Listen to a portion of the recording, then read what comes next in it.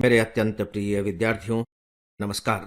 Friends, supreme court का एक बहुत ही जबरदस्त धमाकेदार फैसला आया है। आपको उस फैसले की जानकारी है। यह बहुत ही विस्फोटक फैसला है। मैं धमाकेदार और विस्फोटक इसलिए कह रहा हूं क्योंकि यह बहुत से लोगों को हिलाकर रख देगा। किन लोगों को हिलाकर रखेगा? नंबर एक, राजनेताओं को। राजनेताओं को इसलिए हिलाकर रखेगा कि राजनेता अभी तक की अपनी राजनीति को बहुत ज्यादा आरक्षण पर आधारित मानकर चल रहे थे। आप देखिए कि आरक्षण को टच करने की हिम्मत कोई भी राजनीतिक पार्टी नहीं कर रही थी। उन्हें लगता था कि जहां इसे छुआ वहीं हंगामा मच जाएगा और पूरी की पूरी वो कम्युनिटी हमारे विरोध में आ जाएगी। अब सुप्रीम कोर्ट का फैसला आ गया है। जो दूसरा वर्ग था वो वह वर्ग था जिसे आरक्षण का लाभ अभी तक मिलता रहा है। पीढ़ियां आरक्षण का लाभ लेती रही हैं। वे भी इसे टच करने की हिम्मत नहीं कर रही थी क्योंकि उन्हें लग रहा था कि हमारे नाती पोतों को भी ये लाभ मिलना चाहिए। अगर हमने इसे छू दिया तो उनको लाभ मिलना बंद हो जाएगा। तो वो नहीं बोल रहे थे। जो थोड़े से बौद्धिक किस्म के जो विश्लेषक थे वो बोलते तो जरूर थे, लेकिन उनकी आवाज एक तरह से नक्कार खाने में तूती की आवाज बन करके रह जाती थी। इसका मतलब है कि ये सब चल रहा था। इसलिए मैंने कहा कि यह बहुत ही विस्फोटक फैसला है। मुझे नहीं मालूम कि सुप्रीम कोर्ट के इस फैसले के बाद राजनीतिक दल क्या निर्णय लेंगे, क्योंकि संसद तो सर्वोपरि है। लेकिन मुझे यह भी लगता है कि यदि संसद ने इसके खिलाफ कानून बनाया तो फिर वो न्यायिक समीक्षा का हिस्सा बनेगा और हो सकता है कि सुप्रीम कोर्ट फिर उस बनाए हुए एक्ट को टर्न डाउन कर दे।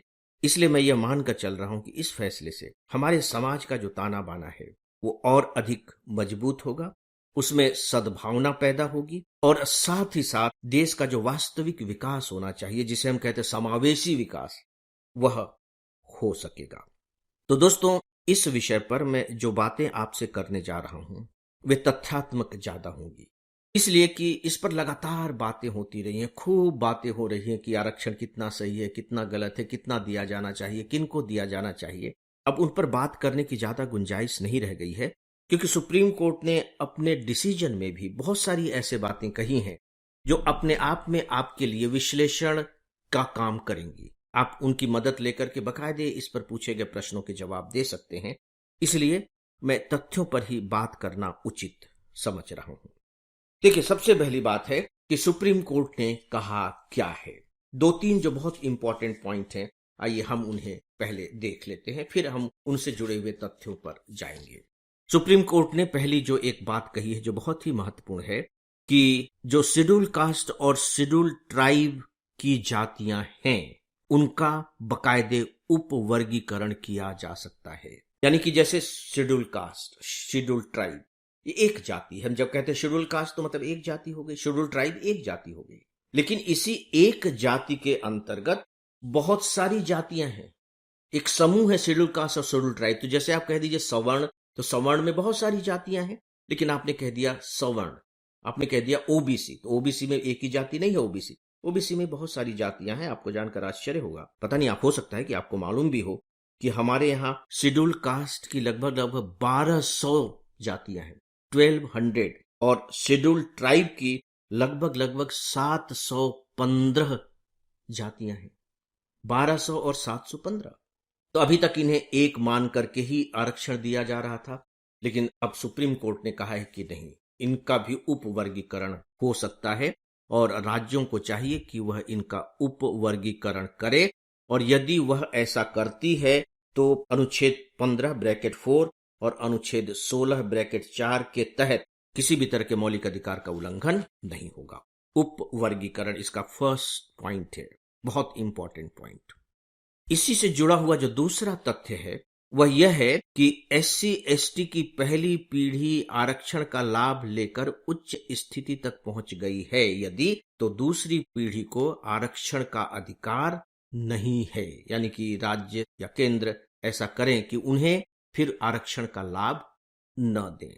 जो तीसरी जो बात कही गई है वो, जैसे कि ओबीसी में क्रीमी लेयर है, क्रीमी लेयर, मलाई की परत, यानी कि उसमें व्यवस्था की गई है कि जिसकी भी आय 8 लाख रुपए वार्षिक से अधिक है उन्हें क्रीमी लेयर का मान करके उन्हें आरक्षण का लाभ न दिया जाए, ताकि जो आर्थिक रूप से कमजोर लोग हैं उन्हें आरक्षण मिल सके। सीधी सी बात है। तो सुप्रीम कोर्ट का कहना है कि जो सूत्र, यानी कि क्रीमी लेयर का सूत्र ओबीसी के लिए लागू किया गया है, वही नीति बाकायदे शेड्यूल कास्ट और शेड्यूल ट्राइब के बारे में लागू की जानी चाहिए। राइट, देखिए बहुत ही क्लियर बातें कही गई हैं। इसी के साथ ही एक बात और भी कही है। सुप्रीम कोर्ट की चिंता देखिए, बहुत ही व्यावहारिक स्तर पर इस विषय पर विचार कर रही थी। सुप्रीम कोर्ट ने क्या कहा है? सुप्रीम कोर्ट जानती है कि जब राज्य उपवर्गीकरण करेंगे शेड्यूल कास्ट शेड्यूल ट्राइब का, हो सकता है कि उसमें भी वो राजनीति करने लगे, वो देखने लगे कि भैया किसको ज्यादा प्रतिशत का आरक्षण देने पर हमें राजनीतिक लाभ मिलेगा, किसके वोट हमें मिल सकेंगे। इसके बारे में भी सुप्रीम कोर्ट ने बाकायदे सतर्क कर दिया है कि अगर राज्य सरकार अपनी मर्जी से या राजनीतिक लाभ के लिए काम करेंगी तो बाकायदे उनके निर्णय की न्यायिक समीक्षा की जा सकेगी, यानी कि सुप्रीम कोर्ट उन्हें रिव्यू करेगा। पहले से सतर्क कर दिया है सुप्रीम कोर्ट ने। दोस्तों, ये 3-4 पॉइंट्स हैं जो डिसीजन के बहुत इंपॉर्टेंट पॉइंट हैं। राइट, अब इससे जुड़े हुए जो तथ्य हैं वे मैं आपके सामने रख रहा हूं। पहला तथ्य यह है कि मामला आया क्यों। सुप्रीम कोर्ट लगभग 23 याचिकाओं की सुनवाई कर रही थी। उसके तहत ये फैसला आया है कि नाम जानने की जरूरत नहीं है, लेकिन एक तथ्य आपको जानना होगा कि ये जो उपवर्गीकरण की बात है ये पहली बार नहीं हुई। इससे पहले भी 2014 में इससे रिलेटेड एक फैसला आया था, सुप्रीम कोर्ट का ही फैसला था। 5 सदस्यीय पीठ थी, उसमें बाकायदे ये कहा गया था कि नहीं, राज्यों को उपवर्गीकरण करने का अधिकार नहीं है। क्यों अधिकार नहीं है? क्योंकि ये जो शेड्यूल कास्ट और शेड्यूल ट्राइब की जो जातियां हैं एकल जातियां हैं, यानी कि शेड्यूल ट्राइब अपने आप में एक जाति है, शेड्यूल कास्ट अपने आप में एक जाति है। तो जब एक ही जाति है तो आप उसका उपवर्गीकरण कैसे करेंगे? ये 2014 का फैसला था। यदि आप नाम जानना चाहते हैं तो वह है ईवी चिन्नैया बनाम आंध्र प्रदेश सरकार। सुप्रीम कोर्ट की इस बेंच ने, जिसने कल फैसला दिया है, 2014 के इस फैसले को खारिज कर दिया है।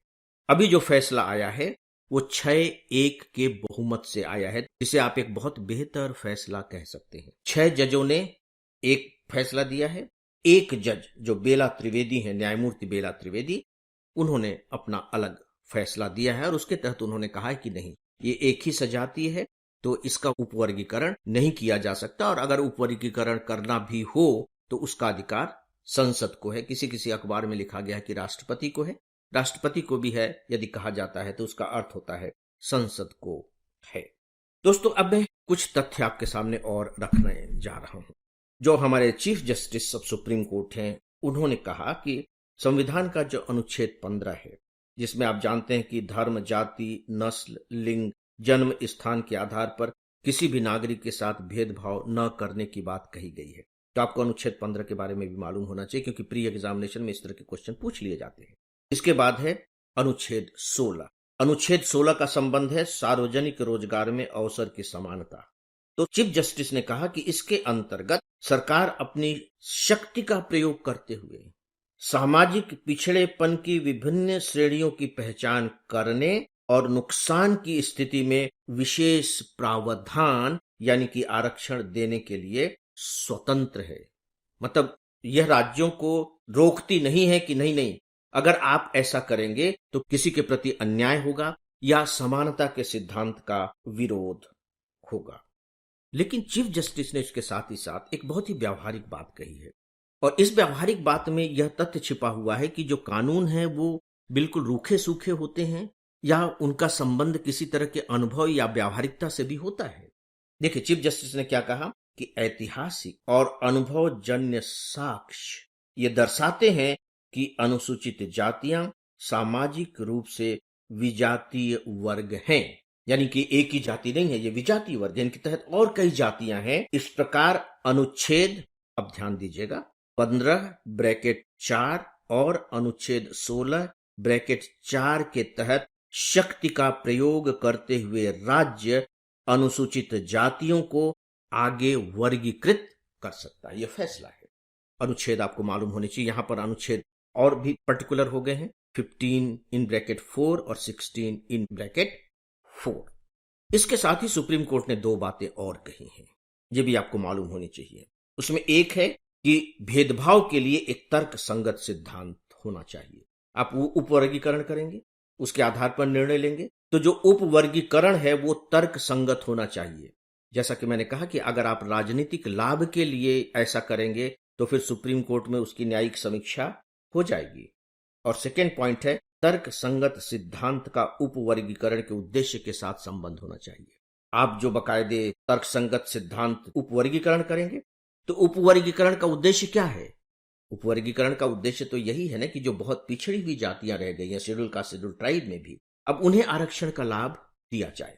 तो दोस्तों ये कुछ तथ्य थे। एक तथ्य मैं आपको और बताना चाहूंगा, वो है अनुच्छेद 341 को लेकर। अनुच्छेद 341 का संबंध अनुसूचित जातियों को वर्गीकृत करने की राष्ट्रपति की शक्ति से है। तो ये आपके दिमाग में दर्ज हो जाना चाहिए, खासकर प्री एग्जामिनेशन में इस तरह के प्रश्न पूछे जाते हैं। दोस्तों यहां मैं अब एक बात थोड़ी सी अपनी कहना चाहूंगा, और वो कुल मिलाकर के ये है कि आपको मालूम है कि टीना डॉबी टॉपर हैं, फर्स्ट रैंक रही उनकी, वो आरक्षित ग्रुप से हैं। उनके जो माता पिता हैं वो दोनों ही आपको मालूम है कि वो बहुत हाई लेवल के ऑफिसर्स हैं, क्लास 1 ऑफिसर्स हैं। टीना डॉबी आरक्षित वर्ग से हैं, ये बात अलग है कि उन्होंने फर्स्ट रैंक हासिल की।